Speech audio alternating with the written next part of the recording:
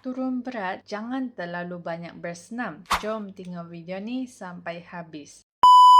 Sebelum tu, save dulu video ni. Hai, saya Ning. Saya dah turun 15 kg 2 kali. Sebelum kahwin dan selepas bersalin. Ini testimoni saya. Ramai orang salah fokus bila kita nak kurus. Terus pergi gym, jogging tiap hari. Tapi berat tak gerak-gerak. Kenapa? Sebab 80% kerjayaan turun berat datang dari pemakanan. Bukan senaman. Bersenam itu penting. Bagus untuk jantung, otot dan tenaga. Tapi kalau lepas bersenam, terus reward diri dengan bubble tea atau nasi lemak 2 pinggan, memang susah nak nampak hasil. Nak turun berat, fokus pada apa yang kita masuk mulut dulu. Kalori in vs kalori out, itu asasnya. Senaman bantu cepatkan proses, tapi kalau nak hasil yang konsisten dan tahan lama, kawal makan dulu, baru tambah senaman. So, Ning mencari 10 wanita Ning nak guide secara rapat, cara pemangan sihat, boleh ubah gaya hidup yang lebih sihat, boleh makan 5 kali sehari tanpa siksa bersenam, boleh turun 3 hingga 7 kg dalam sebulan. Kalau nak, boleh komen saya nak dan klik link di bio saya.